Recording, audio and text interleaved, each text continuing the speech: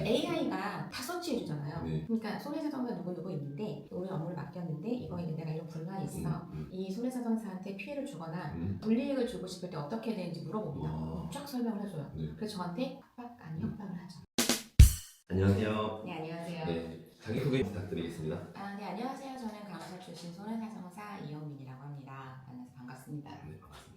아까 앞전에 간호사 출신이라고 이야기하셨는데 원래 간호사 일을 하셨던 거예요? 2000년도부터 2008년도까지는 간호사 지역병원에서 3교대에서 하고 근무를 하다가 2008년도 3월 정도에 손해사정 업무로 직업을 변경을 하게 되었습니다. 뭐 간호사 일을 얼마 정도 하신 거예요? 한 7년에서 8년 정도 하고 7년, 있습니다. 8년 정도? 오래 하셨네요. 지금 손해사정사 일은 얼마나 하시는 거예요? 지금 손해사정사는 이제 18년째 하고 있어요. 18년째. 네. 간호사 일보다 손해사정사 일이 지금은 더 많이 오래됐어요. 하시네요. 네. 근데 간호사 일을 하시다가 이제 손해사정사로 직업을 전환을 하셨는데 계기가 있으세요? 사실 뭐 그렇게 특별한 뭐 이렇게 동기부여나 이런 건 없었고 간호사들도 이제 하다 보면 약간 매너리즘에 빠져요. 내가 이게 왜 이렇게 힘들고 그러면서 경제적인 소득은 상대적으로 좀 낮은 것 같고라는 어떤 전반적인 고민들을 하다가 친구가 이쪽으로 먼저 제 간호사 대학 동기가 이쪽으로 먼저 왔는데 괜찮다 라고 해서 친구 따라 강남 갔죠. 네, 처음에 진짜 울면서 했어요. 너무 힘들어가지고. 근데 지금은 이제 간호사라는 그 직업에 대한 경험이 밑바탕이 돼서 손해사정 업무하는 데 굉장히 큰 도움을 받았고요. 지금 여기서 또 열심히 업무를 하고 있죠. 그러면 그때 간호사 일을 하셨을 때 그 수입과 네. 지금의 수입을 어떻게 비교해 본다라고 하면 너무 차이 나죠. 몇 배 정도? 그 몇 배라고 해야 될까요? 물론 지금도 간호사들도 이제 페이가 많이 올라갔죠. 저 때보다 진짜 많이 올라가고 대우도 많이 좋아졌다라고 하지만 그래도 우리가 지금 뭐 알아보진 않았지만 대학병원, 종합병원 이제 신규가 보통 4천, 5천 정도 시작을 하고 연봉이 그쵸. 그렇게 해서 올라간다 한들 뭐 1억까지 가려면 이제 뭐 수간호사 이후부터 행정직으로 막 가거나 이렇게 해야 되는데 솔직히 이쪽 업무로 넘어오면 그 수입이 1년 안에 바로 넘어가죠. 지금 제가 한 게 손해사정사도 이제 보용 손해사정사도 있고 위탁 손해사정사도 있고 저처럼 밖에서 소비자한테 도움을 주고 있는 독립 손해사정사가 있는데 저같이 이제 독립 손해사정사는 월 1,000 정도 생각을 하고 이제 나오는 경우가 있죠. 그렇지만 일반적으로 그 이상까지도 충분히 다 가져가기도 하죠. 그럼 자격증을 땄다고 해가지고 바로 내가 이 손해사정사 일을 할 수 있는 건 아니잖아요. 어느 정도 경험이 있어야 되고 배워야 되는 부분이 있으니까 그냥 바로 하시는 분들도 계세요. 손해사정사 독립으로 하시는 분들도 계세요. 있죠. 그러니까 저 같은 경우에는 간호사 업무를 하다가 위탁 법인으로 전환을 해서 거기에서 이제 업무를 배우면서 시작을 했는데 바로 그냥 독립손해사정으로 빠지게 되면 영업부터 시작을 해서 우리가 사건을 이제 풀어야 된다고 하는 거잖아요. 그렇죠. 사건을 해결을 하고 거기에 일정한 약정한 수수료를 받는 구조다 보니까 그렇게 바로 전환하시는 분도 있습니다. 그러면 만약에 시청하시는 분들, 손해사정사 일을 하시려고 하시는 분들, 배우려고 하시는 분들, 이분들이 예를 들면 간호사 일을 하시다가 손해사정사를 간다라고 하면 어떤 것부터 좀 준비하는 게 좋을까요? 사실 자격증은 나중에 필요하면 따셔도 돼요. 근데 우리 간호사는 면허증이라서 면허증이 없으면 업무를 못하겠지만 전문직 같은 경우는 없어도 일단 일은 배울 수 있습니다. 그래서 이게 나한테 정말 맞는지 이런 경우 있어요. 간호사 입도 3D 직업이 있거든요. 되게 힘든데 간호사가 힘들어서 손해사정 업무로 왔는데 손해사정업이 더 힘들어서 다시 병원으로 돌아가는 간호사도 꽤 있습니다. 그게 살짝 공인중개사 같은 자격증 느낌인 거죠. 왜냐면 공인중개사 자격증이 없어도 공인중개 업무를 할 수 있잖아요. 보조 업무로 해가지고. 근데 힘들게 따가지고 막상 딱 시작했다가 안 맞아서 그만두시는 분들 많은데 손해사정사도 자격증이 필요하지 않더라도 업무를 할 수 있다는 뜻인 거잖아요. 그래서 일정 기간 그냥 내가 보조인으로서 한번 해보고 이게 나한테 맞는 것 같아. 그리고 열심히 해보고 싶어 라고 하면 그때 자격증 공부를 하면 됩니다. 그럼 보통 자격증 공부를 한다고 하면 기간은 얼마 정도 걸려요? 사실 보통 저도 공부를 많이 하고 떨어져서 봤는데 그러다 취직을 하게 됐는데 저희가 길게는 5년 이상 잡지 말라고 하고요. 5년 이상? 그러니까 3년 안에 따라고는 하죠. 첫 번째 따고 이거 아닌가? 두 번째 이거 아닌가? 세 번째는 이제 어느 정도 감을 익혀서 3년 안에 좀 따라고 1년에 한 번씩 보니까요. 그렇죠. 네. 근데 손해사정사도 보면은 뭐 재물, 신체 이런 식으로 맞아요. 나눠지잖아요. 어떤 식으로 이렇게 나눠져요? 그게 세 종류고 나눌 수 있죠. 재물 손해사정사가 있고 자동차 손해사정사가 있고 저처럼 신체 손해사정사가 있습니다. 그러니까 말에서 있는 것처럼 재물은 사람 이외에 모든 건물이라던가 이런 물건들에 관련된 거고요. 자동차는 우리가 교통사고 나면 대인과 대물로 나눠지는데 그 자동차 관련된 그 손해액을 산정하는 업무를 할 수 있고요. 신체는 그런 것 자동차 재물 이외에 사람이 다쳤을 때 평가할 수 있는 손해액을 산정할 수 있고 보험금 사정을 할 수가 있는 거죠. 그럼 손해사정사님은 지금 신체만 하시는 거잖아요. 네. 그걸 다 가지고 계신 분도 계세요? 있죠. 아, 종합 손해사정사 마스터라고 표현합니다. 근데 그걸 다 가지고 있을 때 좀 더 메리트가 있나요? 아니면은 좀 전문적이지 않아 볼 수 있나요?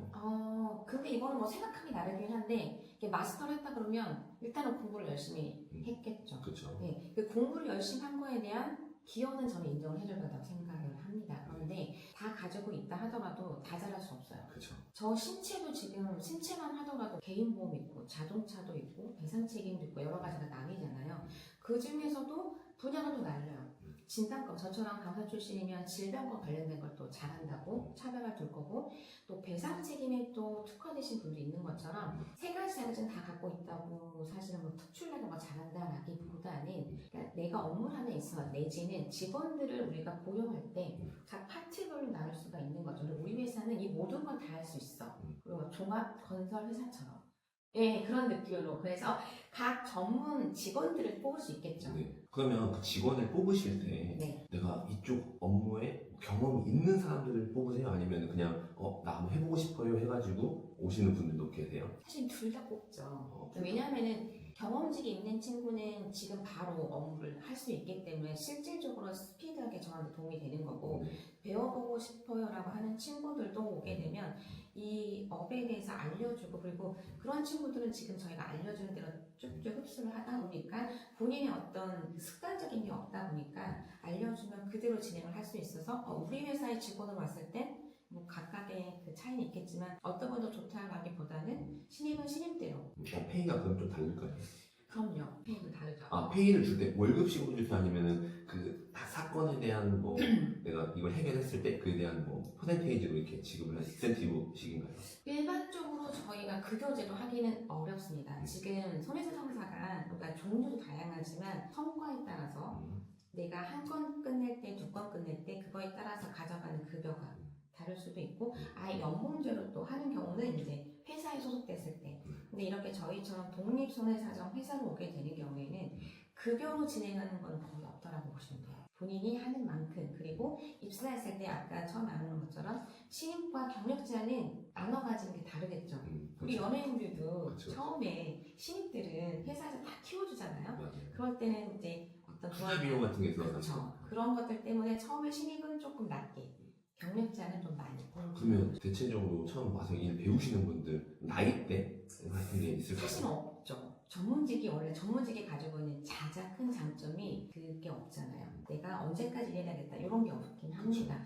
그런데 나이 많은 사람을 조금 지양하는 이유가 있겠죠. 그 사람의 습관과 성격이 좀 고정돼 있어서 그런 것들이 좀 조율이 안 돼요. 그렇죠. 그런 것 때문에 나이 드신 분들에 대한 약간의 우리도 갖고 있는 편견이 있을 수 있는데 나이 드신 분들도 그런 게 없다라고 하면 괜찮습니다. 그리고 사실은 이제 밖에 독립손해사정사들은 영업이 잘 되면요 나이가 많아도 충분히 할 수 있는 분이긴 합니다. 그러면 그 손해사정사 말고 또 손해사정사를 도와주는 뭐 보조인이라는 또 자격이 또 따로 있잖아요. 네. 보조인 자격은 이 일하는 거랑 다른 건가요? 이제 보조인은 우리가 이제 제가 간호사였으니까 간호사와 조무사가 다르죠.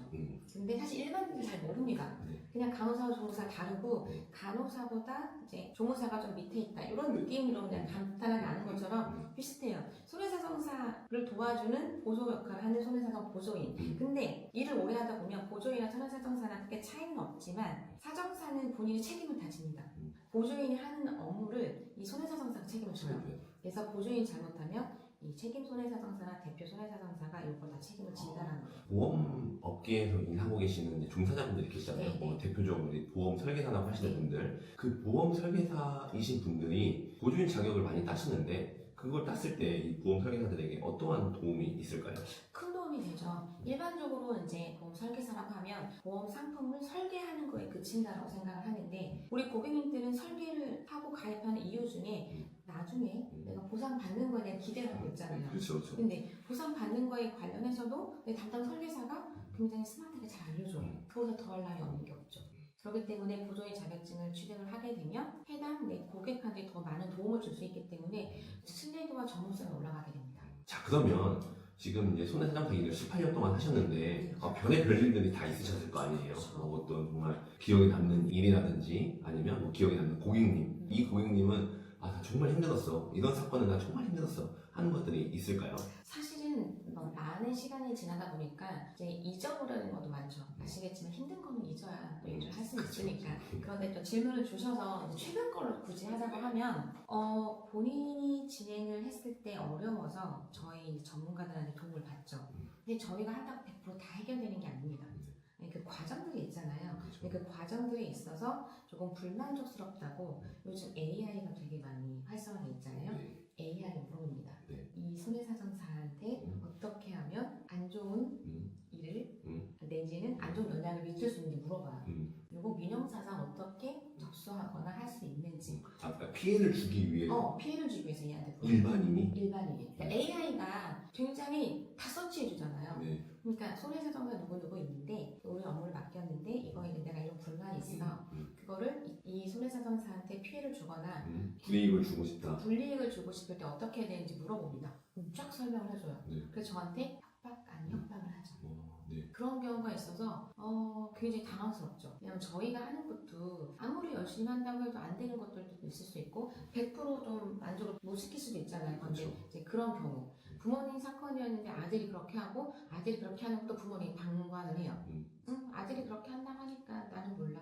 이렇게 나오니까 도움을 주려다가 오히려 제가 가해자처럼 내지는 아니면 제가 피해자가 되는 경우가 발생을 해서 되게 조심스럽게 좀 마무리를 지어가고 있습니다.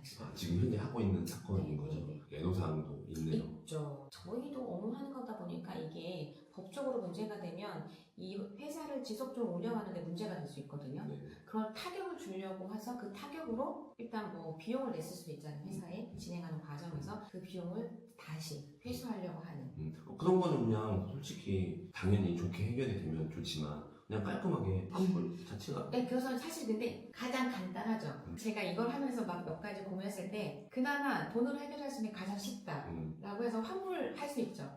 근데 그거가 약간의 또 회사와 나와 그 환자와 약간의 그런 대치 상황이 있죠.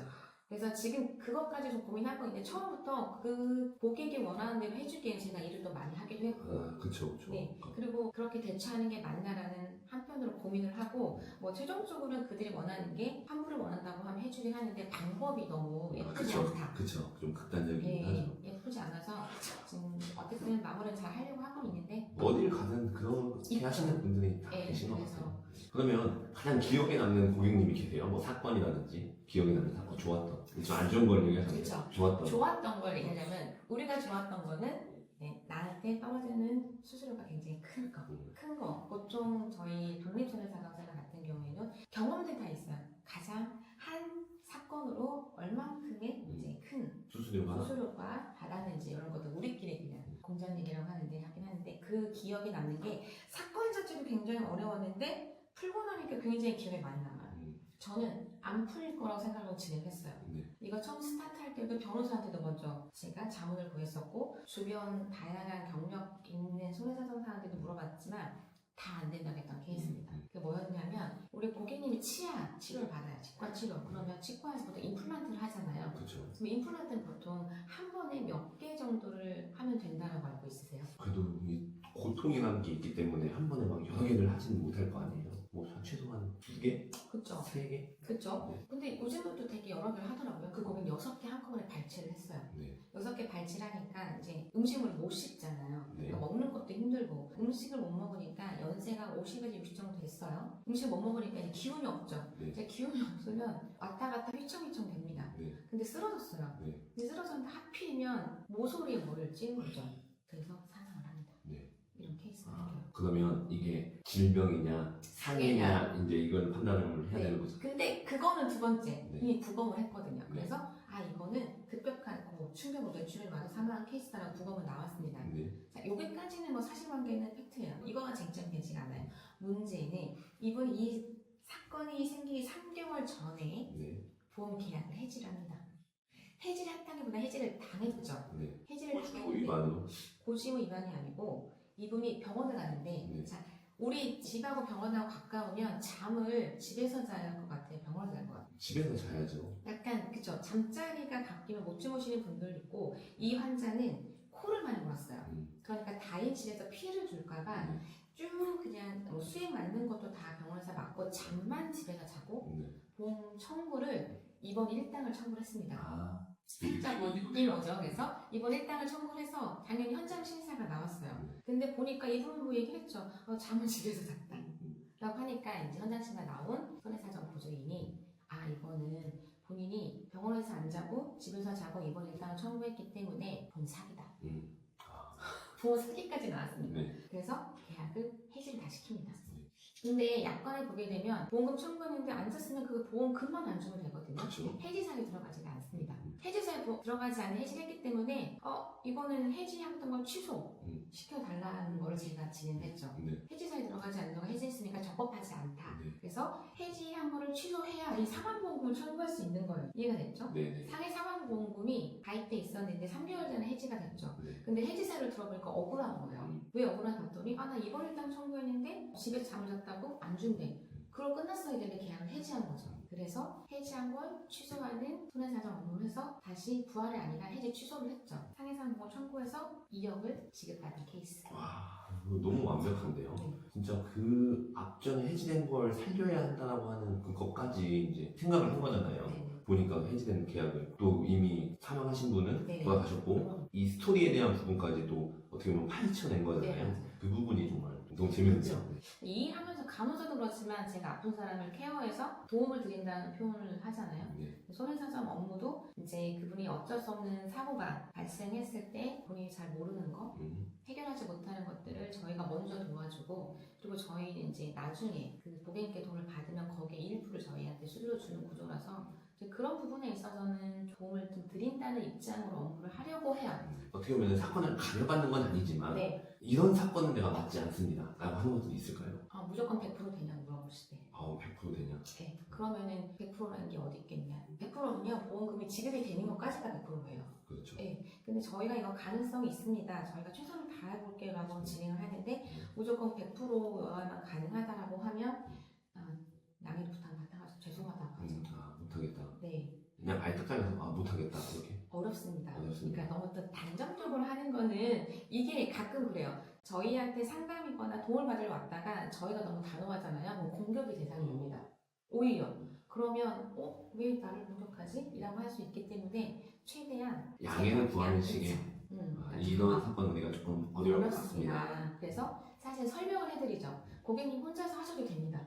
이렇게 하시면 돼요. 설명 다 드렸으니까 이렇게 하시면 됩니다. 저희한테도 다른 방법은 없습니다. 그러면 몇십만 원짜리 이런 뭐 보험 사건 네. 뭐 이런 것들도 있을 수 있잖아요. 뭐 이런 뭐 네. 골절 진단비 50만 원을 못 받아서 손해사정사를 맡기는 경우들도 있나요? 사실 과거에는요 그냥 했죠. 돈이 안 되면 했습니다. 그때는 뭐 케이스도 있어야 되는데 지금도 사실 저한테까지 문이 온다는 거는 여러 분들한테 검토를 했는데도 돈이 안 돼서 안 하는 경우도 있고 여러 가지 이유로 안 하게 되기 때문에 사실 돈이 안 돼도 해주려고 하는 마음은 있어요. 사실 비용이 근데 아예 0으로 받으면 고객님이 약간 생각이 다르기 때문에 이 서류 비용 5만 원 이렇게 하고 저희 진행을 도와주죠. 그럼 이런 사건들을 내가 해결해 나갈 때 네. 뭐 나만의 뭐 노하우 같은 게 있으실까요? 저는 보통 1차적으로 저희가 약관하고 서류를 다 검토를 하죠. 검토를 쟁점상을 판단한 다음에 깊게 들어가는 거가 이제 진단건이거든요. 진단건은 제 생각만으로만 진행을 하지 않고요. 저 같은 경우에는 의료 검토 한 번 더 받습니다. 즉 해당 전문의 신경외과나 신경과나 정형외과 교수님한테 한 번 더 이제 검토를 받아봐요. 기본적으로 내 의견과 이제 의료진들의 의견이 좀 어느 정도. 의료진들은 의학적인 것만 검토할 거고 저희는 보험의학적으로 한 번 더 검토했는데 그 격차가 생기잖아요. 네. 그걸 조금 줄일 수 있는 방법이 있는지 그리고 그걸 한 번 더 검토한 이후에 최종적으로 결정하라고 하죠. 살짝 궁금한 게 나는 어떻게 보면 내 직업이 보험사랑 싸우는 직업이잖아요. 네. 그러다 보면 보험사에서 강하게 나오는 경우들도 있지 않나요? 그러니까 사실 뭐 갑을 관계는 아니고요. 네. 왜냐하면 그 보험회사 자체는 뭐 예를 들어 우리가 브랜드가 있잖아요. 네. 그 회사 자체는 대기업인데 그 직원인 사람이 하는 거기 때문에 사람이 하는 일이니까 우리도 이거를 사람이 하는 업무로서 잘 풀어가면 풀리는 경우도 있습니다. 그러면 제가 예전에 들었던 게 손해사정사도 보험사의 뭐 블랙리스트처럼 네. 이 손해사정사는 이런 사건만 맡아가지고 네. 이렇게 브로커처럼 일하시는 분들이 계시다. 있죠, 그래서 있죠. 이런 사람들은 다 보험사에서 알고 있기 때문에 이거 네. 나중에 보험사가 한 번에 터트릴 거다. 뭐 이런 것도 들은 적이 있거든요. 혹시 그런 경우도 있나요, 실제로? 실제로 우리가 사정서를 넣고 나면 다 이 카운트가 돼요. 그 중에서 말씀드린 것처럼 어디에든 있잖아요. 어디에든 블랙리스트는 다 있는 것 같아요. 근데 돈에만 가치를 두는 단편적으로 생각을 하면 돈 되는 것만 하다 보면 그리고 돈이 안 주면 뭐 민원으로 해결을 하고 그렇게 하시는 분들은 블랙리스트가 있어서 보험회사에서 이렇게 체크를 합니다. 그래서 일정 이제 사건이 되거나 모아지거나 하면은 이제 형사 그 손해사정사를 고소하는 뭐 이런 네, 거예요. 그런 그죠? 경우도 있습니다. 그러니까 어떻게 보면 진짜 보험 설계사도 마찬가지지만 모든 업무를 할 때 너무 그렇게 돈만 쫓다 보면 결과는 안 좋은 것 같긴 하거든요. 왜냐면은 방법이 틀렸잖아요. 그렇죠. 방법이 조금 더 그러니까 우리가 100% 확 할 수는 없겠지만 그 방법이 조금 정직하거나 우리가 상식적으로 이해할 수 있는 기준을 지켜서 가면 괜찮은데 그 상식적이지 않은 걸 넘어가게 되면 하나 둘 케이스가 늘어나면은 이제 보험회사에서 타겟팅이 되죠. 그래서 늘 설명하지만 타겟팅이 되지 않는 선에서 열심히 일하면 되지 않을까. 지금 저도 조금 더 이제 그 키우려고 하는 게 이제 후배죠. 그래서 손해사정학회에서도 지금 강의를 하면서 제 생각을 조금 더 이야기를 합니다. 여러분들이 앞으로는 이 시장 업계를 이끌어가는 사람이기 때문에 본인들의 생각도 좀 달라야 되고 보험이라고 하는 것 자체가 어쨌든 굉장히 큰 시장이잖아요. 그래서 본인들의 이제 기본적인 원칙, 기준이 있어야 이 업을 하면서도 지속적으로 할 수 있고 흔들리지 않을 수 있다라고 이제 이야기를 하죠. 제가 알기로는 변호사법, 그러니까 손해사정사가 변호사법 위반이 되는 경우들도 저는 있죠. 있다라고 알고 있거든요. 사실 예민한 부분이긴 합니다. 네. 저희가 가장 힘들어하는 부분이 그거예요. 그 변호사법 위반. 그 원칙적으로 저희가 업무를 하다 보면 저희가 이제 단어 선택을 되게 조심스럽게 하긴 하는데 이걸 이제 변호사가 보면 안 되는데 자르세요. 그러니까 저희가 보통 합의, 조정 이런 거는 저희가 할 수 없는 분야입니다. 네. 저희는 손해액을 산정을 하고요. 보험 사정하는 업무를 하고 있기 때문에 보험사랑 의견을 나눌 수도 있고 설명까지는 할 수 있는데 사실 우리가 많이 쓰는 합의금의 표현을 쓰잖아요. 합의금에 대해서 우리가 대신해서 우리가 그걸 절차를 하게 되면 문제가 될 수가 있습니다. 말로 싸우진 않잖아요. 그렇죠. 저희가 그 서류로 그래서 손해사정사를 쓰고 그거에 대해서 서류로 왔다 갔다 그러면 할수 있게. 변호사님들 중에서도 다 사건을 맡아서 하진 않잖아요. 그렇죠. 손해사정사님들도 마찬가지겠지만 어떤 전문적인 걸 하나 딱 가지고 이 사건들을 많이 이제 맡아서 하시잖아요. 보험 관련된 전문 변호사님도 계시잖아요. 있습니다. 네. 그분과 협업해서 네. 하시는 경우도 있을까요? 있죠. 왜냐하면 저희가 손해사정에서 끝나지 않고 소송으로 이어지는 경우도 있습니다. 왜냐하면 서로 보험사 측과 소비자 측의 주장이 첨예하게 다르고 너무 갭이 커요. 근데 이게 좁혀질 여지가 보이지 않는다 그러면 결국 마지막에는 소송이에요. 그럼 그 소송을 할 때도 할 것까지 같이 도와주세요? 왜냐면은 그쵸. 저희가 자료도 사실은 다 이제 정리를 해서 그 현명 변호사한테 얘기를 하고 쟁점이 뭐고 이렇게 설명을 할 수밖에 없는 게 손해사정 단계에서는 보험회사랑 저희가 이야기를 나누는데 소송으로 가게 되면 판사한테 이거를 이제 판사가 결정을 내리잖아요. 그러니까 저희가 이렇게 얘기합니다. 판사를 설득해야 돼요. 제가 판사가 어떻게 설득이 되냐에 따라서 보험금 지급이 되고 안 되기도 합니다. 그래서 내용이 좀 달라져요. 그러면 원래 수수료가 이만큼만 지급이 되는 건데 변호사님이라는 분이 또 여기서 왔기 때문에 내가 받아야 될 보험금이 더 적어질 수 있는 거잖아요. 비용 때문에. 네. 비용이 손해사정사만 쓰는 것보다는 변호사는 훨씬 더 비용이 많이 드니까. 그러면 이거 변호사님까지 써가면서 보험을 받아야 되냐 하는 생각들이 생길 수 있잖아요. 그러면 어느 정도의 기준이 있을 거 아니에요? 그럼요. 요거는 소송까지 가도 실익이 없다라고 설명을 해요. 그러니까 우리가 여기에서 그냥 어쩔 수 없이 종료를 해야 되는지 하나의 방법은 또 소송이 있다라고 설명을 하는데 소송의 실익을 먼저 얘기를 해주죠. 그리고 최종 결정은 고객님이 하게 합니다. 왜 고객님 같은 경우에도 나 돈 문제가 아니라 너무 기분이 나빠 하는 경우는 고하셔도 됩니다. 그런데 이거 보험금 관련된 거로만 한다고 하면 실익이 없으니까 여기서 멈추셔도 됩니다. 왜냐하면 변호사님은 착수금이 들어가요. 착수금이 1, 20만 원이 아니거든요. 3, 40만 원이 아니기 때문에 거기 하나 공이 더 없잖아요. 그렇기 때문에 그 비용을 들여서 또 성공하게 되면 또 그거에 대한 성공 보수가 따를 거고 또 시간이 얼마 정도 걸릴지 모르겠어요. 1심 하는데 6개월에서 1년 걸릴 수 있고요. 1심 하는데 2년이 걸릴 수도 있습니다. 제가 지금 고객은요 1심 하는데 3년 걸렸어요. 그렇기 때문에 사실은 소송을 갈 때는 비용과 시간적인 부분을 언급을 해줘요. 그래서 실익은 어떻게 되고 시간이 어떻게 되고. 그럼 지금 손해상사님 같은 경우에는 뭐 민간 보험사의 그런 뭐 업무들만 하시는 게 아니고 산재나 근재 이런 것들도 다루시나요? 자, 산재와 근재는 좀 다르긴 하거든요. 산재는 우리가 이제 산업재해 보상이라고 해서 근로자가 일하다가 다쳤을 경우에는 사용자, 즉 사장님이 근로자가 다치지 않게끔 해야 될 의무들이 있잖아요. 그거에 관련해서는 국가적인 차원에서 이제 의무보험이 있죠. 의무보험을 가입했을 경우에 근로자가 다치면 그 보험으로 이제 충분히 치료받을 수 있게 도와주는 거라서 그거는 저희 영역은 아닙니다. 산재는 이제 노무사님들이 하시는 부분이어서 산재 영역이 끝나고 산재는 사실은 이제 부가실 책임주의거든요. 근로자가 내 잘못으로 다쳐도 일하다가 다친 경우 업무와의 개연성이 확인이 되면 산재 승인을 해서 충분히 이제 치료를 받을 수 있습니다. 급여 70%도 나오기 때문에 그러고 나서도 왔는데 사장이 그 의무를 다하지 못해서 발생하는 또 책임이 있습니다. 그런 경우를 대비해서 근제보험이라는 걸 가입을 해요. 그거는 또 저희 손해사정사가 할 수 있습니다. 산재는 못하지만 근제는 할 수 있습니다. 그래서 조금 쉽게 표현하면 우리가 자동차 보험 있죠. 우리가 대인 1이 있고 대인 2가 있잖아요. 대인 1은 책임보험, 그게 산재보험이라고 보시면 되고요. 우리가 대인 2는 이거에 대한 추가 보상 받으려고 대인 2 종합보험을 가입하잖아요. 할지 말지 선택을 그렇죠. 하는 이건 의무보험은 아닙니다.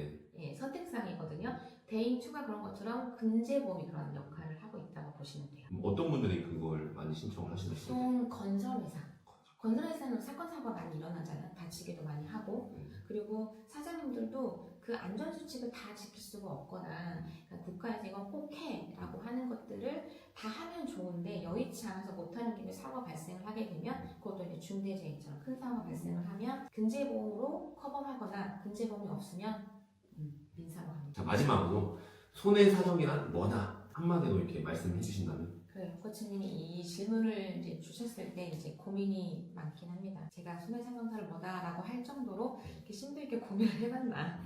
이 질문을 통해서 좀 고민을 해봤고요. 사실은 이제 손해상담사는 그렇게 설명하고 싶어요.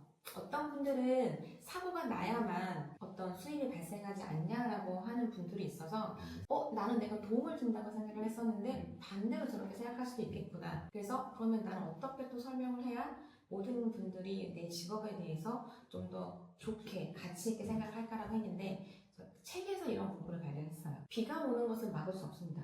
비 내리는 건 막을 수 없죠. 근데 비가 와서 발생한 피해는 우리가 미리 복구를 하거나 예방을 할 수가 있거든요. 근데 저의 직업이 그런 거라고 생각합니다. 손해상사는 우산이다. 괜찮습니다. 손해상사 우산이다. 이렇게 좀 정리해 주시는 것도 좋을 것 같습니다. 알겠습니다. 그럼 오늘 이렇게 긴 이야기 함께 나눠주셔서 정말 감사드립니다. 아유, 감사합니다. 네.